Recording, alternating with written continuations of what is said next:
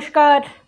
সমবেত মাতৃ অনুধ্যানে আমরা ধারাবাহিকভাবে আলোচনা করছি মায়ের ভালোবাসার কথা। বিস্ময় জননী শারদামণি, তাকে কেন্দ্র করে পাগলদেরও সমাবেশ দেখা যেত উদ্বোধনের বাড়িতে। এক পাগল মাঝে মাঝে মায়ের বাড়ির কাছে এসে রাস্তায় চুপচাপ বসে থাকত। মা ডেকে তাকে খাওয়াতেন। তার জন্যে তার চিন্তার অন্ত ছিল না। একদিন তাহাকে বিশেষ করিয়া আসিতে বলা হইয়াছিল, কিন্তু পাগলের খেয়াল থাকে না, সে আসিল না। দিন ফুরাইল, রাত্রি আসিল। মা তাহার জন্যে কতবার ঘর বাহির করিলেন। কেহ আসিলে প্রশ্ন করেন কাছেই একটা পাগলকে দেখিয়াছে কিনা, কিন্তু পাগলের সন্ধান দিয়া কেহই মায়ের প্রাণ শান্ত করিতে পারিল না। মা তাহার জন্য কত ভাবিলেন।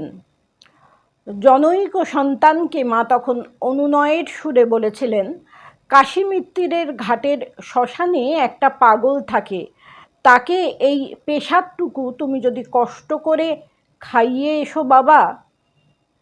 হয়তো বেচারি সারাদিন কিছুই খেতে পায়নি। পাগলের প্রসাদ প্রাপ্তির সুসংবাদটি সন্তান আসিয়া জানাইলে মাতার সমস্ত দিনের দুর্ভাবনার অন্ত হইল। পাগলের আকৃতি প্রকৃতি বুঝিয়ে দিয়ে মা বললেন যে একেই প্রসাদটুকু তুমি যদি একটু কষ্ট করে খাইয়ে আসতে পারো, বেচারি হয়তো সারাদিন খেতে পায়নি। আশুমিত্র দুটি ঘটনার বিবরণ দিয়েছেন।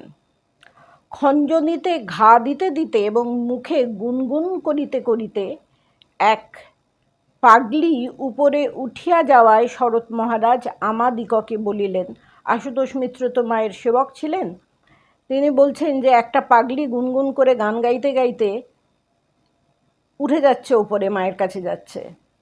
তখন শরৎ মহারাজ সেটা দেখতে পেয়ে বলেছিলেন, ওরে দেখ, কে একটা পাগলি ওপরে গেল।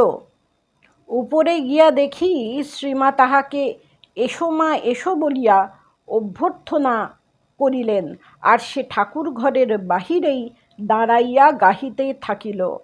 পাগলির পরনে একখানি ছিন্ন বস্ত্র, চুলগুলি রুক্ষ। পাগলি শ্রী মাকে প্রণাম করিল না, কথাও কহিল না, কেবল গাহিতে থাকিল। নিজ মনে গাহিল, কখনো নতজানু হইয়া, কখনো দাঁড়াইয়া গাহিল, কখনো করজোর করিয়া, কখনো বা হাত প্রসারিত করিয়া গাহিল। যতক্ষণ গাহিল চক্ষু আদৌ খুলিল না। পাগলি অতি কদর্য, অতি নোংরা, কিন্তু তাহার কণ্ঠ অতি সুন্দর। সেই সুকণ্ঠে সে কীর্তন গাহিল, দে দে আমায় সাজায় দে, তোরা সাজায় দে, আমি যোগিনী হব, প্রাণ কানু লাগি আমি যোগিনী হব, গেরুয়া বসন অঙ্গেতে পরিব, শঙ্খের কুন্তল পরি, আমায় সাজায় দে, আমি যাইব সেই দেশে যোগিনীর বেশে, যথায় নিঠুর হরি, যদি গোকুলচন্দ্র ব্রজে না এলো, এ রূপ যৌবন পরশ রতন কাঁচের সমান ভেল, আমায় সাজায় দে, আর ঘরে রইতে নারী, আমায় সাজায় দে, আমি মথুরা নগরে প্রতি ঘরে ঘরে খুঁজিব প্রাণের হরি। গাহিতে গাহিতে পাগলি চলিয়া গেল। শ্রীমা তাহাকে ছিন্ন বসনা দেখিয়া একখানি নূতন বস্ত্র দিলেন। বস্ত্রখানি পরিয়া রহিল। খাইতে বলিলেন, পাগলি খাইল না, চলিয়া গেল। শ্রীমা বলিলেন, জোর বৈরাগ্য, ও খাবে না, নেবে না, শরীর ত্যাগ করবে।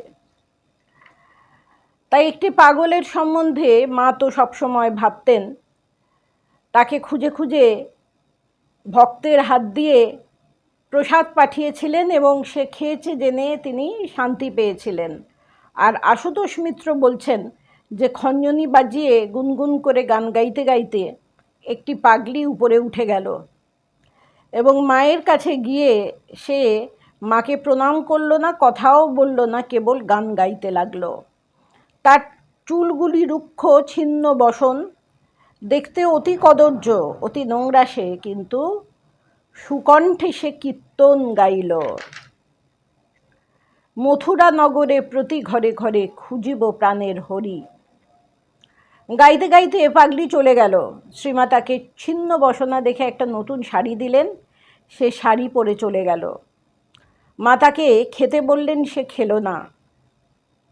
তখন সারদা দেবী বলেছিলেন, জোর বৈরাগ্য, ও খাবে না, নেবে না, শরীর ত্যাগ করবে। আমরা আবার পরবর্তী পর্বে আলোচনা করব। নমস্কার।